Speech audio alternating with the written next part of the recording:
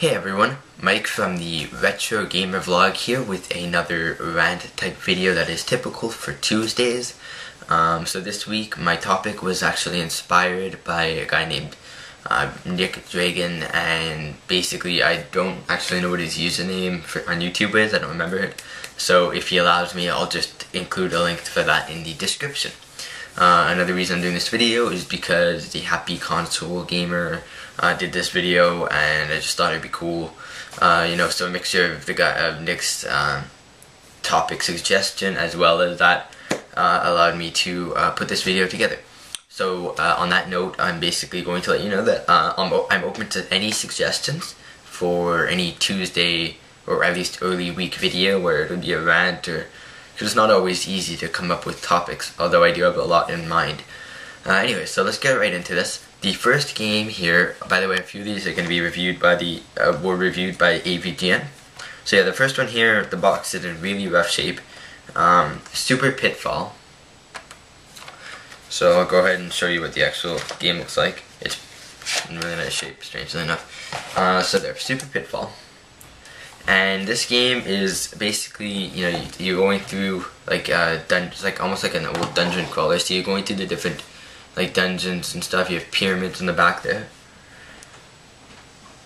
and pretty much there are just a lot of big flaws with this game. Whether it's not being able to see where you're falling down, or just the different gameplay aspects of this. This is just a terrible game. It really isn't that much fun. It's not. I have played worse, although I would not recommend this game to anybody.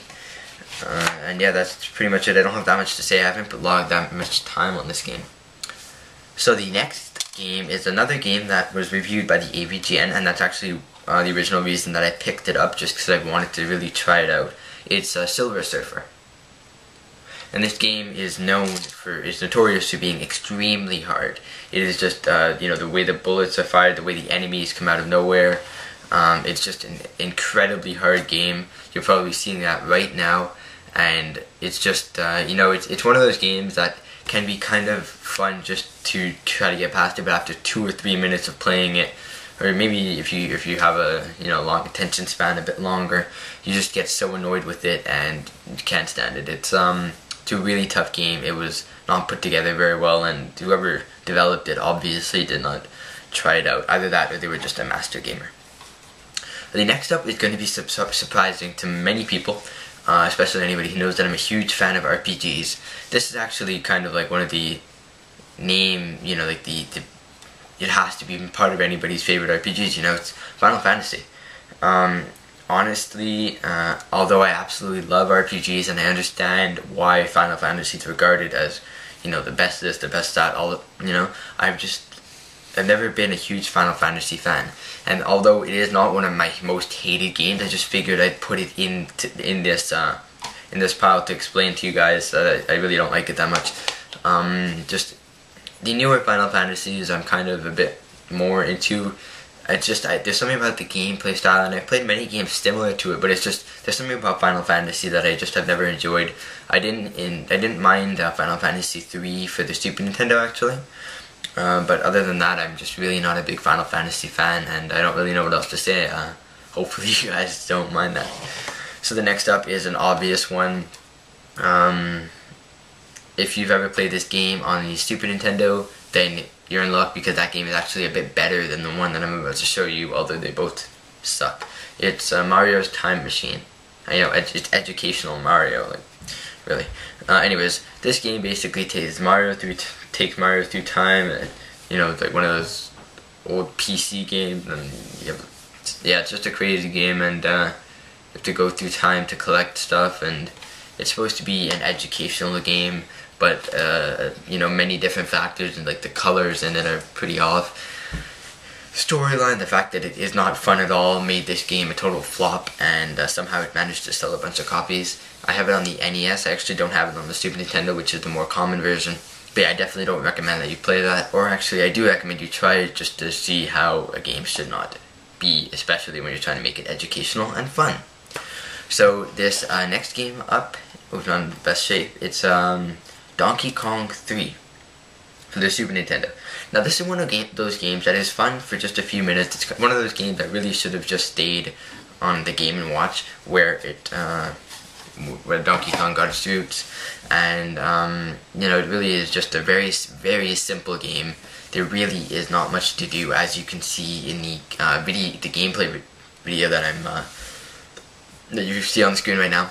It's pretty much the only thing that happens the whole game, and you can see why it gets very boring and it's just not much fun to play in the first place. The next game is a Virtual Boy game. I'm a huge fan of the Virtual Boy, and this game, although it is probably the most popular, at least one of the most popular games on the planet, it does not belong on the Virtual Boy the way it was put. It is Boy Tetris. Now, if I'm not mistaken, this version of the Tetris game was only released in Japan, because they of course released 3D Tetris also, which is amazing because it's actual three-dimensional blocks where, you know, you can tilt it in different ways, and it's just an amazing game. But this is literally, it's 2D Tetris, and on the Virtual Boy, and the only 3D effect is that you can see depth between the kind of the puzzle place and the background. That's really the only depth, and it really does not need to be on the Virtual Boy when you're only seeing everything in red. And just to clear something up, almost everyone who hates on the Virtual Boy, other than the people who posted very obnoxious reviews on the internet, everybody who hates on it does not actually have a Virtual Boy, and that is terrible, because if you actually play the Virtual Boy and test out some of the better games in its library, you will realize how amazing of a system it is. The Virtual Boy is tons of fun. The games on it are tons of fun. Of course, it's only red, and there are certain things, like it's not the type of thing you'd go outside playing. But if you're gonna sit in your house and play a console, you might as well play the Virtual Boy, because there are some great games in there. Jack Bros is tons of fun. 3D Tetris, tons of fun. They have that bubble game, whatever it's called, also tons of fun. So yeah, that's just to clear that up. It's been on my mind a lot. Now this game is definitely probably my most hated game. I absolutely detest this game. If you've ever played it, I'm sure you'd agree with me. I didn't even get past the first level. I was just too annoyed with it, so I don't even know. Maybe it gets better. Maybe I'm wrong with what I'm saying right now. Anyways, this is one of the first games that I got on any console. It is Pac-Man 2, The New Adventures, for the Super Nintendo. And basically, the reason I picked this game up is because, oh my god, Pac-Man, I love Pac-Man. And Pac-Man 2, it only gets better, right? So this game basically has nothing to do with Pac-Man. It is just Pac-Man, the character, walking through, I guess, town, kind of. And what happened that I remember, you would try to wake up a dog or something, and he would chase you, or there's just one of those games where you're like, why is this made? Does it have the Pac-Man title? Were they really out of ideas? They couldn't just port Pac-Man, that wouldn't be good enough. It's a terrible game. It's not even one of those games that I recommend you try out, because you'll just be disgusted by it. It really is just absolutely bomb of a game, in the bad way. So yeah, don't pick that one up. Anyways, those are basically my most hated games. There are of course more or other ones that I don't think should have been made this way or that way, or certain flaws. But overall, this is just gives you a good idea. Thank you for watching. The question of this video will be, what are your most hated games? And if not most hated, explain what they are and why. Kind of like how I explained the whole thing with Tetris, how obviously I love Tetris, but not for the Virtual Boy the way they made it. As well, I'm open to any suggestions. If you don't want to comment them, because, for any reason, you can message me them, whatever there is. You can follow me on Twitter at Retro Gamer Vlog. You can follow me on Facebook as well. Links for those in the description below. Thank you very much for watching, everyone. Comment, leave your answers and all that on the bottom, and I'll see you guys next time.